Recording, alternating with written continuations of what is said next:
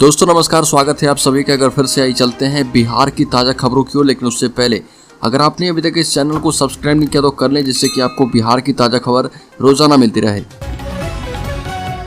पहली बड़ी खबर, पूर्णिया एसपी दयाशंकर को आय से अधिक संपत्ति अर्जित के मामले में सस्पेंड होने के बाद पूर्णिया में एसपी का पद रिक्त हो गया था। गृह विभाग ने पूर्णिया में एसपी के पद पर जमालपुर रेल एसपी आमिर जावेद को पदस्थापित किया। आमिर जावेद पूर्णिया में अपना योगदान देंगे। आमिर जावेद 2012 के प्रमोटेड आईपीएस अधिकारी हैं। जमालपुर में रेल में करीब 2.5 साल तक बतौर एसपी के पद पर अपना योगदान दिया है। अगली खबर, बिहार में सत्ताधारी जेडीयू विधायक सुदर्शन कुमार ने लखीसराय में बालू खनन का लीज आवंटन अपने नाम करा लिया। इस पर विवाद शुरू हो गया है। विपक्ष इनके लीज का आवंटन रद्द करने की मांग कर रहा। बरबीघा के विधायक सुदर्शन कुमार को Sunila and sons filling station के नाम पर लीज आवंटित किया गया। कागज के मुताबिक इसके प्रोप्राइटर खुद विधायक सुदर्शन कुमार हैं। अब गोपाल सिंह नामक व्यक्ति ने इस संबंध में लखीसराय के डीएम संजय कुमार सिंह को आवेदन देकर इसे रद्द करने की मांग की है।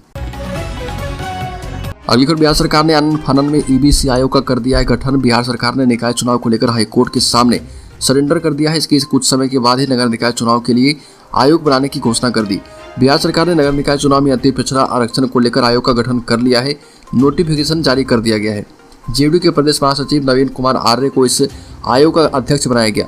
वहीं जेडीयू के प्रदेश प्रवक्ता अरविंद निषाद को सदस्य बनाया गया और इसके अलावा 2 और लोगों को सदस्य बनाया गया है। इसमें ज्ञान चंद पटेल और तारकेश्वर ठाकुर शामिल हैं। यह जो आयोग नगर निकाय चुनाव में बनाया गया है, राजनीतिक रूप से अति पिछड़े वर्ग को लेकर अध्ययन करेगा और उसकी रिपोर्ट सरकार को सौंप देगा। इसके मुताबिक अब आरक्षण की रिपोर्ट तैयार की जाएगी। अगली खबर, नगर निकाय चुनाव में आरक्षण पर सुनवाई हुई। पटना हाईकोर्ट के हस्तक्षेप के बाद अंततः नगर निकाय चुनाव को लेकर जो संशय की स्थिति बनी हुई थी वह समाप्त हो गई है। बिहार में अब अति पिछड़ों के आरक्षण के साथ नगर निकाय चुनाव का रास्ता साफ हो गया है। महाधिवक्ता ललित किशोर ने कोर्ट में अंडरटेकिंग देकर कहा कि राज्य सरकार ने जो ईबीसी कमीशन गठित किया था उसे ही राजनीतिक पिछड़ापन की पहचान करने के लिए समर्पित कमीशन का दर्जा दिया जाता है। कमीशन से कहा जाएगा कि वो कृष्णमूर्ति और कृष्णा राव गवली एवं अन्य ऐसे ही मामलों में सुप्रीम कोर्ट ने जो फैसला दिया है उसका सख्ती के साथ पालन करें। कमीशन से रिपोर्ट प्राप्त होने के बाद राज्य निर्वाचन आयोग अति पिछड़ों के आरक्षण के साथ चुनाव संपन्न करा ले। इस पर निर्वाचन आयोग के वरीय अधिवक्ता दिनेश त्रिवेदी ने कहा कि कमीशन की रिपोर्ट के आधार पर चुनाव संपन्न करा लिया जाएगा। इसके साथ ही मुख्य न्यायाधीश तथा न्यायमूर्ति एस कुमार की खंडपीठ ने महाधिवक्ता और राज्य निर्वाचन आयोग के वकीलों की बात को अपने आदेश में दर्ज करते हुए रिव्यू पिटीशन को निष्पादित कर दिया।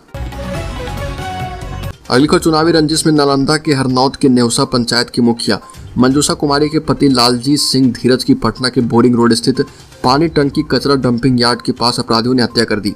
सुबह करीब 9 बजे लालजी अटल पथ से सटे शिवपुरी स्थित महेश नगर में रहने वाले परिजीत चंदन सिंह के यहाँ इनोवा से चालक अभिषेक के साथ जा रहे थे। इसी बीच इसके पूरी थाना से करीब 250 मीटर दूर 2 बाइक पर सवार 7 शूटरों ने 40 साल के लालजीत सिंह की इनोवा कार पर 9 mm की पिस्टल से ताबड़तोड़ 15 गोलियां दाग दी। अपराधियों ने उनके शरीर में 5 गोलियां उतार दी। गोली मारने के बाद अपराधियों ने उन्हें हिला डुलाकर भी देखा और फिर वहां से अटल पथ होते हुए फरार हो गए। कार में गोलियों के 10 निशान मिले हैं और एक खोखा कार में ही मिला है। मौके से 8 खोखे बरामद किए गए। बाद में चालक ने परिवार वालों को सूचना दी और लालजी को अस्पताल पहुंचाया गया। अगली खबर, स्मार्ट प्रीपेड मीटर उपभोक्ताओं को मिलेगा लाभ। राज्य के स्मार्ट प्रीपेड मीटर के उपभोक्ताओं को 15 नवंबर से पैसा कटने पर रियल टाइम ब्रेकअप मिलेगा। बिजली कंपनी मुख्यालय ने स्मार्ट प्रीपेड मीटर लगाने वाली फ्रांस की कंपनी ईडीएफ को इसका टास्क दिया। विभाग के प्रधान सचिव संजीव हंस ने कहा कि लगातार दबाव बनाए जाने के बाद स्मार्ट प्रीपेड मीटर की कार्यप्रणाली में सुधार किया जा रहा और उपभोक्ताओं की सबसे बड़ी समस्या पैसा कटने की जानकारी नहीं मिलने की है। ईएसएल और मीटर लगाने वाली ईडीएफ को पैसा काटे जाने की जानकारी ब्रेकअप के रूप में देने का निर्देश दिया गया है। यह भी कहा गया कि उपभोक्ताओं की दूसरी समस्या 3 दिनों में बेलकॉम मैसेज नहीं मिलने का था और इसमें सुधार किया गया है। अगली खबर, बिहार के आशा कर्मियों के वेतन में जल्द होगी बढ़ोतरी। 65,000 आशा कर्मियों को तोहफा देगी सरकार। कोविड-19 संकट के दौरान कड़ी मेहनत और फिलहाल डेंगू के भीषण फैलाव को देखते हुए राज्य सरकार आशा कर्मियों के वेतन में 2-2 हज़ार रुपये की बढ़ोतरी करने पर विचार कर रही है। स्वास्थ्य एवं परिवार कल्याण विभाग के अधिकारी ने कहा कि राज्य के स्वास्थ्य मंत्री तेजस्वी यादव ने वेतन वृद्धि के प्रस्ताव को अंतिम रूप देने का मन बनाया है, जिस पर मंत्रिमंडल की बैठक में चर्चा की जाएगी। अगर प्रस्ताव पारित हो गया तो आशा कर्मियों के मासिक वेतन में 2,000 रुपये की वृद्धि और भी हो जाएगी। बिहार में आए स्वास्थ्य संकट के दौरान आशा कर्मियों को शहरी और ग्रामीण क्षेत्रों में निगरानी का काम सौंपा गया है, जिसका निर्वहन आशा कर्मी पूरी तरह से पूरा कर रही है। राज्य सरकार अब इन्हें इनके काम के लिए प्रोत्साहन देने की योजना बना चुकी है। अगली खबर, बिहार में 7वें चरण शिक्षक बहाली को लेकर हाईकोर्ट ने सरकार को कड़ी फटकार लगाई है। सरकार से पूछा गया कि 7वें चरण के अभ्यर्थियों की नियुक्ति में देरी क्यों की जा रही है। 7वें चरण के तहत अब तक विभाग के द्वारा एकत्रित की गई रिक्ति के मुताबिक तकरीबन 2 लाख पदों पर बहाली होने वाली है। प्रारंभिक में लगभग 80,000 जबकि माध्यमिक उच्च माध्यमिक में 1,20,000 शिक्षक नियुक्त करने की तैयारी है। विभाग से मिली जानकारी के मुताबिक मुख्यमंत्री की अध्यक्षता में 23 सितंबर को बैठक में यह तय हो चुका है कि पहले माध्यमिक उच्च माध्यमिक विद्यालय में शिक्षक बहाल किए जाएं और यह भी तय है कि नए चरण की बहाली नई प्रक्रिया से होगी। इसको लेकर शिक्षक नियोजन रूल बुक में बदलाव का प्रस्ताव तैयार है। शिक्षा मंत्री चंद्रशेखर का हस्ताक्षर होना बाकी है। यह शीघ्र राज्य मंत्रिमंडल की बैठक में इस पर स्वीकृति ली जाएगी। नई विधि से नियोजन प्रक्रिया अभ्यर्थियों के लिए आसान हो जाएगी। अगली खबर एकमा में पंचायत एवं नगर निकाय शिक्षकों की स्थानांतरण नीति 2022 आ जाएगी। इस नीति के मुताबिक राज्य के 3.25 लाख शिक्षकों में से पुरुष शिक्षकों को इच्छा अनुसार तबादला का मौका नहीं मिलने वाला है, क्योंकि पंचायत एवं नगर शिक्षक सेवा शर्त 2020 की नीति में कोई बदलाव नहीं किया गया। शिक्षा विभाग ने पंचायत एवं नगर निकाय शिक्षक नियुक्ति सेवा शर्त और स्थानांतरण रूल बुक 2022 तैयार कर लिया है। शिक्षक नियुक्ति रूल बुक 2020 में बदलाव किया गया।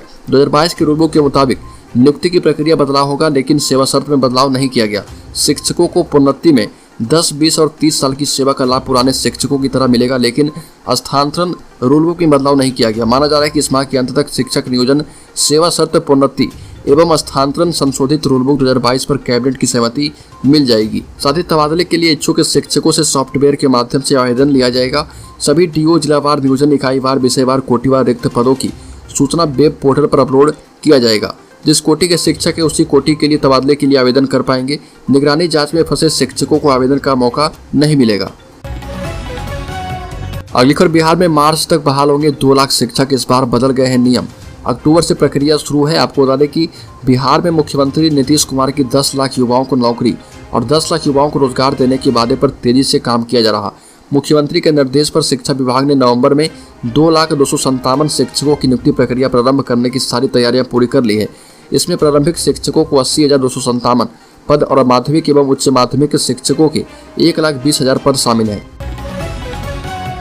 अगली खबर बिहार बोर्ड ने सेंटर परीक्षा के लिए जारी कर दिए तारीख। चूके तो बर्बाद हो जाएगा पूरा 1 साल। बिहार विद्यालय परीक्षा समिति ने 2023 की 10वीं बोर्ड परीक्षा में शामिल होने वालों के लिए जरूरी सूचना दी है। बिहार बोर्ड के निर्देश पर राज्य के सभी हाई स्कूलों में मैट्रिक का सेंटर परीक्षा आगामी 15 नवंबर से प्रारंभ हो जाएगा। सेंटर परीक्षा हर परीक्षार्थी को देना अनिवार्य है। सेंटर परीक्षा में अनुपस्थित या फेल होने पर बोर्ड परीक्षा में बैठने का मौका नहीं मिल पाएगा। सेंटर परीक्षा बोर्ड के निर्देशन में अपने ही स्कूल में होनी है और इससे पहले ही बिहार में इंटर की प्री बोर्ड की परीक्षा प्रारंभ हो गई है।